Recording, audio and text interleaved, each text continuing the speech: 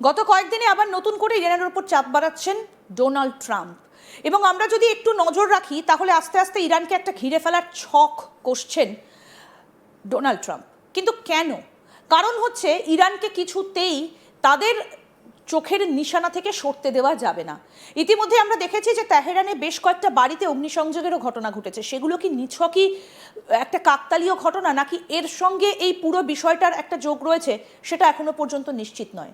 তবে এই মুহূর্তে দাঁড়িয়ে একটা বড় আপডেট আপনাদেরকে দিই। বৈঠক জেনেভাতে, চূড়ান্ত গোপনীয়তার সঙ্গে একটা বৈঠক, এবং তার মধ্যে ইরানকে 10 দিনের আলটিমেটাম দেওয়া হলো। তাহলে কি এবার একেবারে সরাসরি পরমাণু নিক্ষেপ হতে চলেছে ইরানে? এবার কি তাহলে আমেরিকা আর ইরানকে ঘিরে তৃতীয় বিশ্বযুদ্ধ শুরু হচ্ছে? কি হলো এই গুরুত্বপূর্ণ বৈঠকে, আজকে আপনাদের সামনে তুলে ধরবো।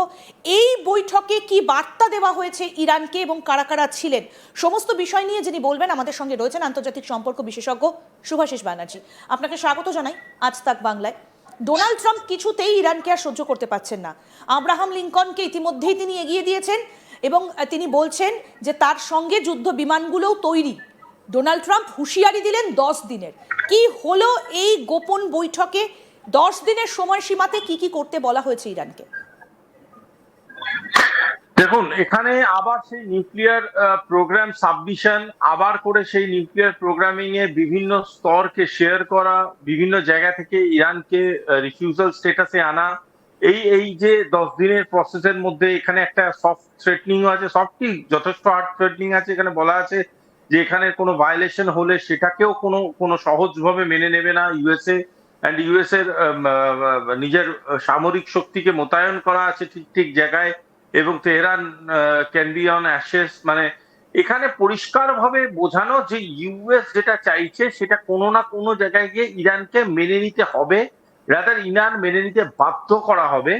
যদি ইরান মেনে না নেয় তাহলে তার বিরুদ্ধে একটা সামরিক পদক্ষেপ নিতে ভীষণভাবে অগ্রসর ইউএস এবং ইউএস এর সোকার থিঙ্ক ট্যাঙ্কস।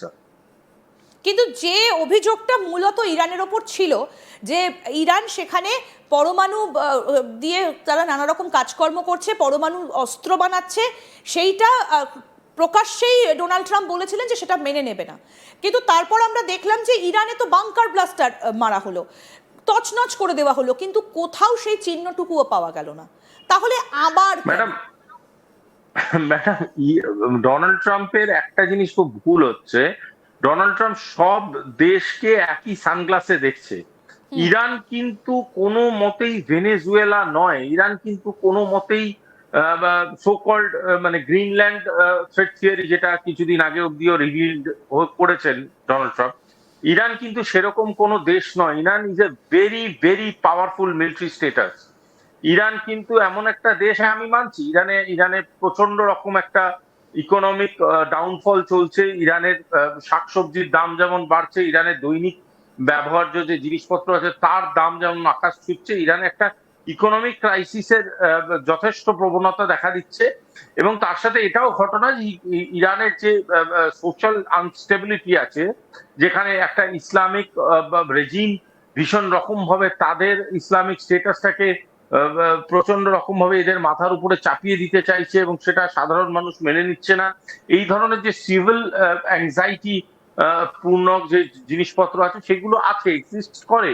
বাট ট্রাম্পকে কেউ দাদা ঠাকুর হতে বলেনি। এখানে ট্রাম্প এখানে গিয়ে যে ধরনের অ্যালিগেশন দিচ্ছে অন ইরান, সেই ধরনের অ্যালিগেশন গুলো তো ভেনেজুয়েলার ব্যাপারে দেওয়া হয়েছিল, যে ভেনেজুয়েলার ভিতরে প্রচন্ড রকম মাদক চাষ হয়, মাদকের এদারতা নিয়ে যাবে। যে আজ অব্দি জবে থেকে ভেনেজুয়েলা অ্যাটাক হয়েছে আজ অব্দি, আপনি তো একটা বড় সংবাদ মাধ্যমের সাথে যুক্ত, আপনি আমাকে বলুন তো 5টা এমন লোকের নাম যাদের গ্রেপ্তার করা হয়েছে অন ড্রাগ কেসেস। 5টা এমন লোকের নাম যেটা ভেনেজুয়েলার ড্রাগ চক্রকে চালাতো, তাদেরকে গ্রেপ্তার করেছে ডোনাল্ড ট্রাম্প বা ভেনেজুয়েলার নবনির্বাচিত লোকজন। কেউই করেনি, নির্বাচন তো হয়নি, ছেড়ে দিন, নবনির্মিত যে রেজিম বা পাওয়ার, কেউই করেনি। সুতরাং দিন একটা থিওরি তৈরি করার চেষ্টা করা হয়, থিওরিটা প্রিভেল করে যে এ শক্তিশালী, এ শক্তিশালী নয়, এ খারাপ কাজ করছে, এ খারাপ কাজ করছে নয়। দ্বিতীয় একটা কথা আপনি খুব সংযত ভাবে বললেন অন নিউক্লিয়ার প্র্যাকটিসেস। দেখুন, নিউক্লিয়ার প্র্যাকটিস কেউ করছে বা প্রোগ্রাম চালাচ্ছে তার মানে এই নয় যে সে বোমা তৈরি করছে, একদম। বা নিউক্লিয়ার প্র্যাকটিসের অর্থ এটা নয় যে সে সবসময় কোনো মারণ জিনিস তৈরি করছে। হতেই পারে তাদের নিজস্ব ইলেকট্রিফিকেশনের জন্য নিউক্লিয়ার প্র্যাকটিস প্রোগ্রাম চালাচ্ছে, হতেই পারে তারা নিজের বিভিন্ন রকম সায়েন্টিফিক রিসার্চের জন্য নিউক্লিয়ার চালাচ্ছে।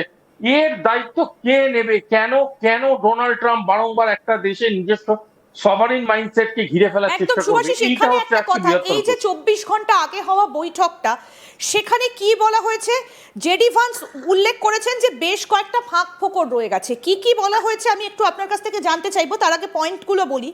মার্কিন যুক্তরাষ্ট্র কি বলেছে, অর্থাৎ ইউএসএ দাবি করেছে ইউরেনিয়াম সমৃদ্ধকরণ সম্পূর্ণভাবে বন্ধ করার দাবি করেছে। অন্যদিকে ইরান বলছে আইএইএ নিয়ম অনুসারে শান্তিপূর্ণ সমৃদ্ধকরণের অধিকার সবার রয়েছে। আপনি যে কথাটা বলছিলেন যে এই যে পরমাণু অর্থাৎ নিউক্লিয়ার প্র্যাকটিস করার অধিকার তো সবার রয়েছে, আমি সেটাকে খারাপ কাজে ব্যবহার না করে যদি ভালো কাজে ব্যবহার করি, তাহলে এখানে আমেরিকার সমস্যাটা কোথায়?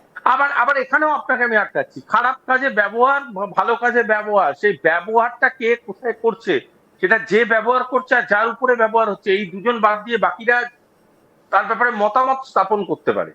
বাট সেটা ঠিক হচ্ছে না ভুল হচ্ছে এটা নির্ণয় করে একজনের উপর আক্রমণ তো করতে পারে না। দ্বিতীয় জিনিসটা হচ্ছে, ধরুন নিউক্লিয়ার ওয়েপন আমেরিকা বানাচ্ছে না, তাতে দোষ নেই। নিউক্লিয়ার ওয়েপন তো সবাই বানাচ্ছে, আমরাও তো বানাচ্ছি, গর্বের সাথে বানাচ্ছি, কেন বানাবো না? আমরা আমাদের দেশের রাষ্ট্রের রক্ষার জন্য আমরা যদি মনে করি নিউক্লিয়ার ওয়েপন তৈরিটা প্রয়োজনীয়, করবো। আমেরিকার পারমিশন কিসের লাগবে আমার তার জন্য? আর দ্বিতীয় জিনিসটা, আরেকটা জিনিস আমি বুঝে উঠতে পারি না কিছুতেই। হ্যাঁ, ইরান বেশ কিছু ভুল করেছে। ইরান ইরান হামাসকে যেভাবে মদদ দিয়েছে, বা ইরান ওখানকার যে যে যে যে সংগঠিত বলতে পারেন কিছু terrorist organization, so call terrorist organization আছে, তাদেরকে সাপোর্ট দিয়েছে, উইচ ইজ ট্রু যে এটা তারা দিয়েছে। কিন্তু এই সাপোর্টের যে গল্পটা, সেই সাপোর্টের গল্পটাকে যদি আমি মানে সরিয়ে ফেলি এখান থেকে, তাহলে যেটা পড়ে থাকছে সেটা তো শুধুমাত্রই একটা অ্যাটাক, একটা কাউন্টার অ্যাটাকের গল্প। এই অ্যাটাক এবং কাউন্টার অ্যাটাকের কারণটা কি? হারমুজ প্রণালী, এই অ্যাটাক এবং কাউন্টার অ্যাটাকের কারণটা কি? ইরানের তেলের খনি, তেলের যে ভান্ডার সেটা, আর ইরানের ট্রেড রুট গুলোকে নালিফাই করে দিয়ে এই তেলের ভান্ডারটাকে বন্ধ করে দেওয়া। আমি আমার কাছে থিওরিটা খুব সিম্পল ম্যাডাম। আমার কাছে থিওরিটা হচ্ছে যে এই ধরনের একটা দেশের সোভারিন মাইন্ডসেটকে বারংবার ইন্টারফেয়ার করার যে প্রবণতা, this has to be taken care of very seriously. এইটা হতে পারে না এরকম দিনের পর দিন জাস্ট বিকজ একটা মিলিটারি থ্রেট দিয়ে আমি যা খুশি বলবো সেটা মেনে নিতে হবে, হতে পারে না। এবং হতে পারে না বলেই সেভারেল কনসিকুয়েন্সেস চেঞ্জ হওয়ার একটা প্রবণতা আমরা এবারে দেখছি ইরানে। একদম। এবং আরো বেশ কয়েকটা গুরুত্বপূর্ণ বিষয় একটু আপনাদেরকে বলি। আমেরিকা একটা বড় প্রস্তুতি সাজিয়ে ফেলেছে।